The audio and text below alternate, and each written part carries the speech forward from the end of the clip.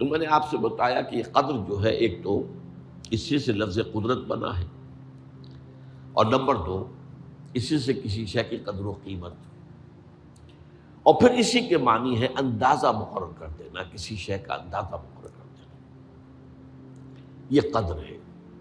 اللہ نے ہر چیز کا ایک اندازہ مقرر کر دیا ہے، اور قدر مقادیر، مشکات شریف میں ایک پورا باب ہے ایمان بالقدر، اس کا عنوان ہے صحیح معنی میں۔ تو پہلی حدیث کیا ہے؟ مسلم شریف کی روایت ہے، عن عبداللہ ابن عمرو بن العاص رضی اللہ تعالی عنہما۔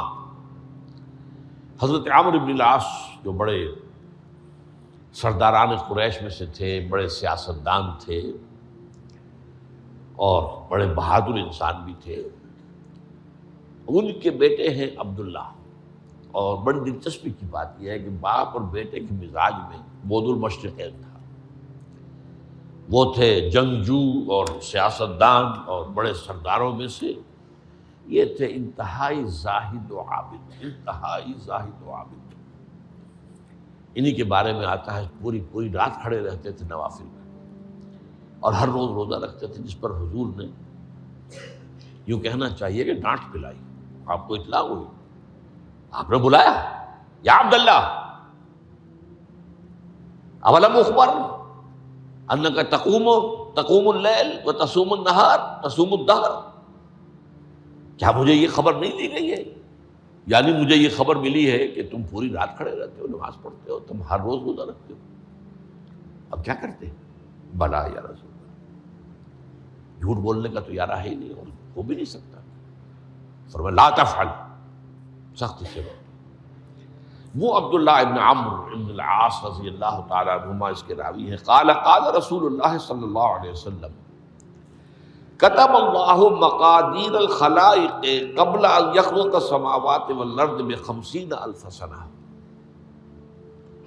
اللہ تعالیٰ نے مقداریں اور تقدیریں، ابھی دو الفاظ میں بولوں گا تاکہ آپ کے ذہن میں بات رہے، معین کر دی تھی، لکھ دی تھی۔ آسمانوں اور زمین کی تخلیق سے 50,000 سال قبل، یہ ہے قدر۔ ہر چیز کی ایک تقدیر جو ہے وہ معین ہوئی ہے۔ اب آئیے اس میں کتاب سے مراد کیا ہے؟ جو آیت میں نے دوسرے نمبر پر پڑھی آج، سورہ حدید کی آیت، ما اصاب من مصیبۃ فی الارض ولا فی انفسکم الا فی کتاب من قبل ان نبرأ۔ کتاب سے مراد کیا؟ نہیں پڑتی تم پر کوئی مصیبت، کوئی تکلیف، نہ زمین میں نہ تمہاری جانوں میں، زمین میں سیلاب کا آ جانا، زلزلے کا آ جانا، کوئی اور اس طرح کی عمومی ہلاکت کا آ جانا، عمومی تکلیف کا آ جانا، تمہاری جان میں اچانک جو ہے تشخیص ہو گیا کینسر ہے، اچھے بنے تھے، ٹھیک ٹھاک چل رہے تھے، کوئی معمولی سی تکلیف ہوئی، انویسٹیگیشن کیا تو معلوم ہوا تو کینسر ہے اور وہ کافی بڑھ چکا ہے۔ لیکن جو شے بھی آتی ہے، چاہے تمہاری جان پر آئے چاہے زمین پر آئے، وہ ایک کتاب میں لکھی ہوئی موجود ہے اس سے پہلے کہ ہم اسے ظاہر کریں۔ یہ تمہیں مشکل نظر آئے گا، ان ذالک علی اللہ یسیر، یہ اللہ پر بہت آسان ہے، بہت آسان۔ اللہ کا علم کامل ہے۔ تو معلوم ایک بات جان لیجئے کہ حقیقت کتاب سے مراد اللہ کا علم قدیم ہے۔ اللہ کا علم حادث نہیں ہے، معاذ اللہ ثم معاذ اللہ، کہ کوئی شے ہوئی تو اس کے علم میں آئی۔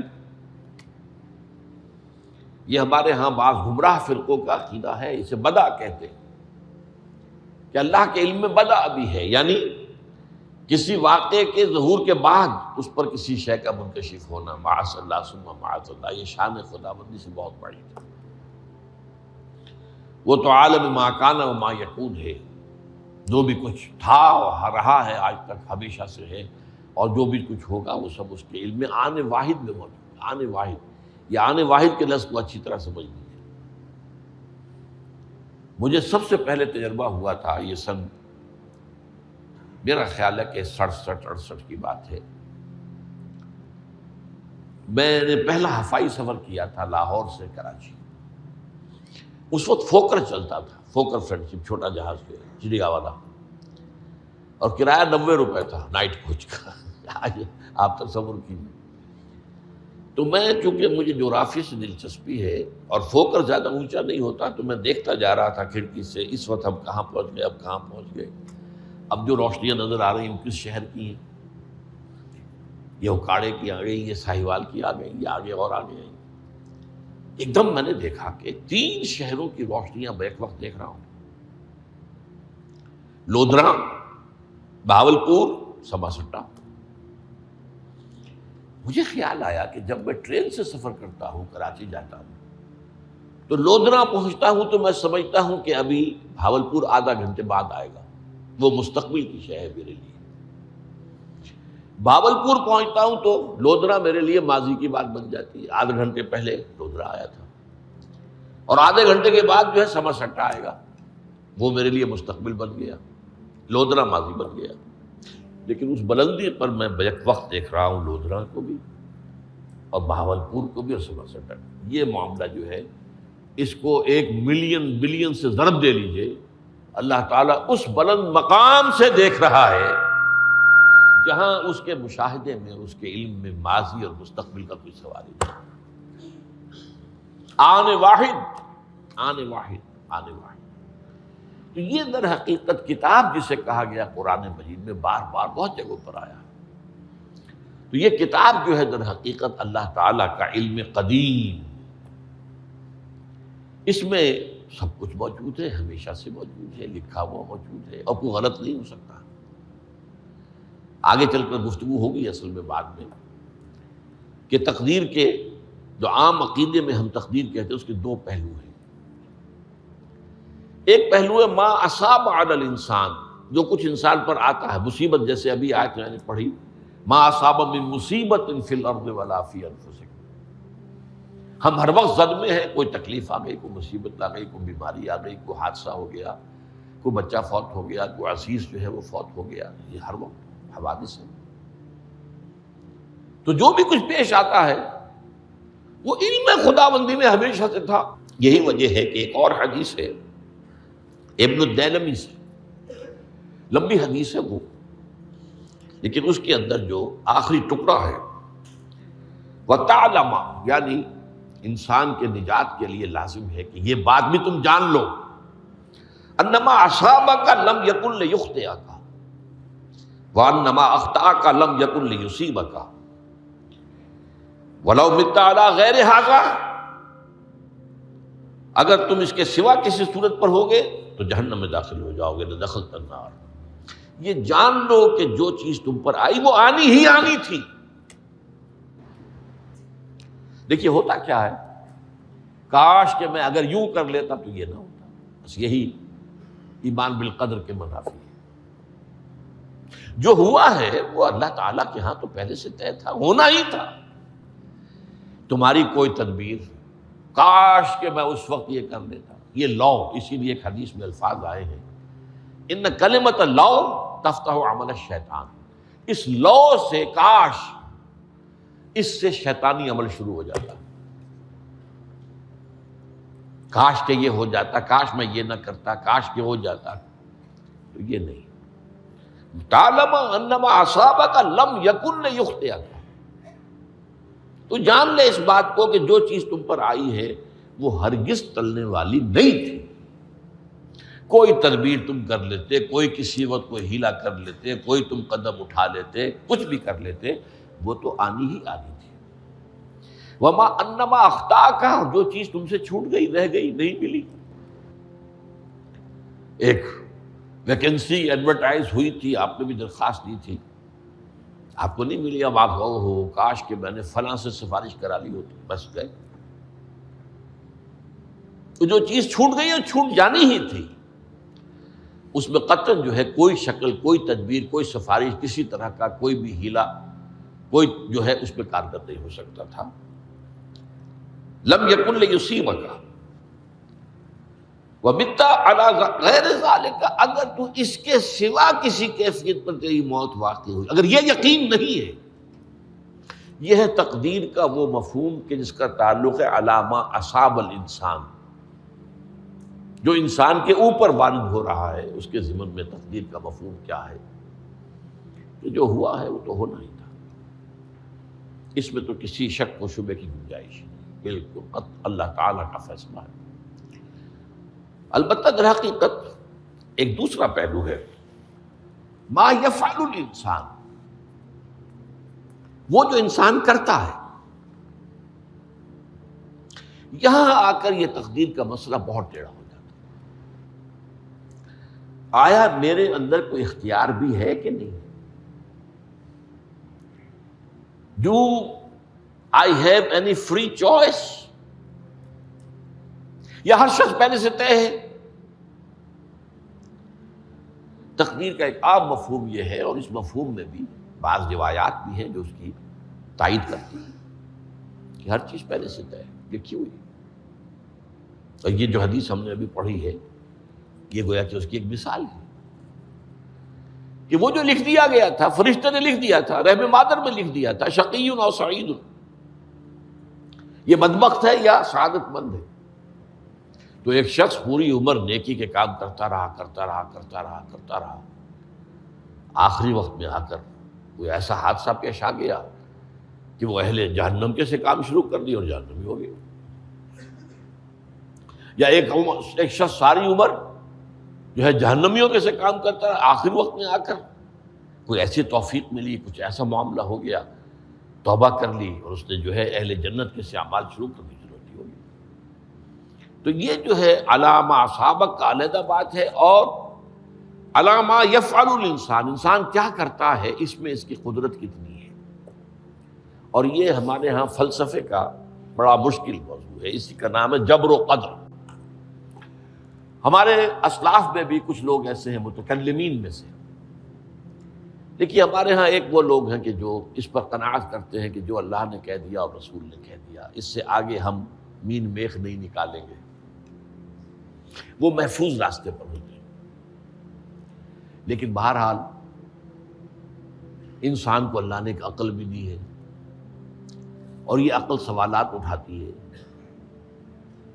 اور جو زیادہ ذہین انسان ہوتے ہیں ان کے اندر ان کی یہ مصیبت زیادہ ہوتی ہے، لہٰذا وہ تو سوچتے ہیں، کچھ نہ کچھ غور و فکر کرتے ہیں، بات سمجھنے کی کوشش کرتے ہیں۔ اس میں اب ہمارے یہاں دو طبقے ہو گئے، جبریہ قدریہ۔ ایک نقطہ نظر یہ ہے کہ انسان مجبور محض ہے، کوئی اختیار نہیں، اور ایک یہ ہے کہ انسان قادر مطلق ہے، جو چاہتا ہے اپنے فیصلے میں مختار مطلق ہے، وہ فیصلہ کرتا ہے۔ انہیں قدریہ کہتے ہیں۔ تو جبریہ اور قدریہ ان کی بحثیں ہمارے یہاں، یہ وہی تقدیر کا مسئلہ جو میں نے کہا تھا، بحثوں میں آ کر انہیں آج تک حل نہیں ہوا، حل ہو سکتا ہی نہیں۔ اب اس کے ضمن میں علامہ اقبال کا ایک شعر آپ کو سناتا ہوں، وہ بہت اچھا لگتا ہے، بہت خوبصورت لگتا ہے شعر ہونے کے اعتبار سے۔ تقدیر کے پابند جمادات و نباتات، مومن صرف اللہ کے احکام کا پابند۔ اس میں انسان سے پابندی کی نفی کر دی گئی ہے،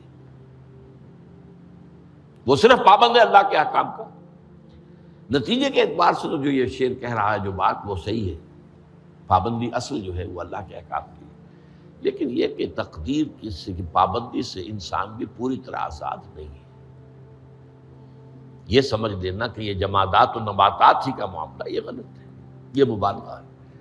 ظاہر بات ہے کہ شاعر جو ہے، شاعر مبالغے سے بچ نہیں سکتا، چاہے وہ علامہ اقبال ہی ہو، کوئی بھی ہو۔ تو اسی لیے سورہ شعراء کے اندر جو عام شعراء کی جو صفات بیان ہوئی ہیں وہ آپ کے ذہن میں آ گئی ہوگی۔ مبالغہ کرتے ہیں، فی کل واد یہیمون انہم یقولون ما لا یفعلون، وہ کہتے بھی وہ کچھ ہے جو کرتے نہیں ہیں، اور یہ بات تو علامہ اقبال پر بھی چشمہ ہوتی ہے۔ بہرحال یہ شعر ذرا پھر نوٹ کیجئے، تقدیر کے پابند جمادات و نباتات، مومن صرف اللہ کے احکام کا، کوئی بات صحیح نہیں۔ انسان بہت سے اعتبارات سے مجبور ہے۔ سب سے پہلے جو ہے انسان کے اندر ایک تقدیر نوعی ہے، نوع انسان، چھوٹی سی چڑیا اڑتی پھرتی ہے، انسان نہیں اڑ سکتا۔ آپ نے ٹھیک ہے مشین ایجاد کر دی، جہاز ایجاد کر لیا، آپ دوڑ رہے ہیں 500 آدمی اور سینکڑوں من سامان لے کر جو ہے وہ جا رہا ہے، 747 ہو یا 757 ہو، یہ کر لیا ٹھیک ہے، خود نہیں اڑ سکتے۔ اب کیا کریں گے آپ؟ یہ تقدیر نوعی ہے، اسپیشیز، ہر اسپیشیز کے لیے اللہ نے ایک اندازہ مقرر کر دیا ہے، اس اندازے ہی میں رہے گا، اس سے باہر نہیں جا سکتا۔ پھر ایک تقدیر شخصی ہے۔ اب دیکھیے تقدیر شخصی کیا ہے؟ بعض اوصاف و صفات ہمیں وراثتاً ملتے ہیں، وی ہیو نو چوائس۔ پہلے بھی یہ بات مانی جاتی تھی، آج جو ہے ذرا سائنٹیفک انداز میں ہم کہتے ہیں جینز میں چلا آ رہا ہے، اس جینز کو کوئی بدل سکتا ہے؟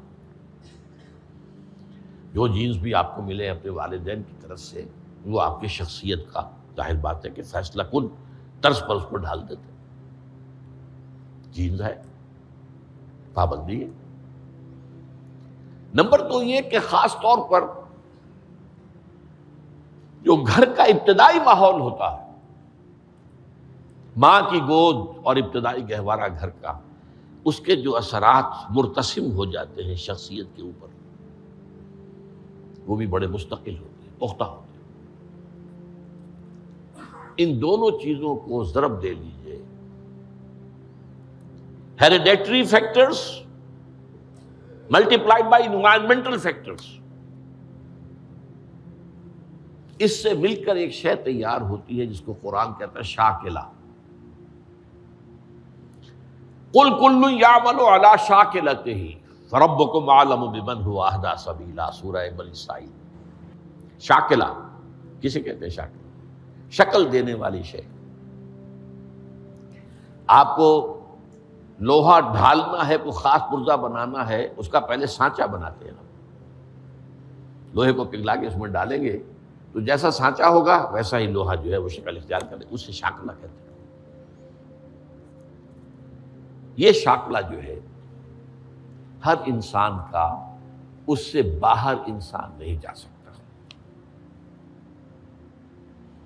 اس کے اندر سٹرگل ہوگی، اس کے اندر اس کی جد و جہد ہوگی، لیکن اس کا یہ مطلب نہیں ہے کہ اس کا کوئی فری چوائس ہے۔ فری چوائس ہے، لیکن وہ فری چوائس انہی حدود کے اندر کام کرے گا، اس سے باہر نہیں۔ اس بات کو مختلف احادیث میں حضور نے بہت خوبصورتی سے بیان کیا۔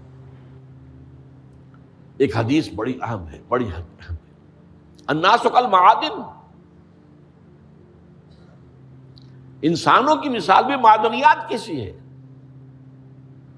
اب سونے کی معدنیات میں سے سونے کی جو اور ہے، اب پتہ نہیں اردو میں مجھے معلوم نہیں اور کا ترجمہ کیا کرتے ہیں عام طور پر، لیکن جانتے ہیں اور وہ کچی دھات جس سے کو صاف کر دیتے ہیں تو پھر وہ دھات جو ہے خالص شکل میں سامنے آ جاتی ہے۔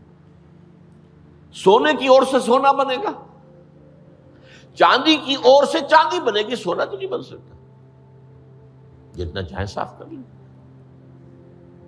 وہ اور تو مستقل ہے۔ الناس کالمعادن خیارکم فی الجاہلیت خیارکم فی الاسلام، جو تم میں جاہلیت کے دور میں، پری اسلامک دور میں جو بہترین تھے، وہی اسلام میں آ کر بہترین ہوئے ہیں۔ وہ اور سونے کی تھی، وہ صاف ہو گئی ہے، اور سونا جو ہے وہ نکھر کر خالص سونا بن کر آ گیا ہے، اسلام نے صاف کر دیا۔ وہ چاندی کی اور تھی، اسلام نے اس کو صاف کر دیا ہے، وہ نکھر کر چمکتا ہوا جو ہے وہ چاندی بن گئی۔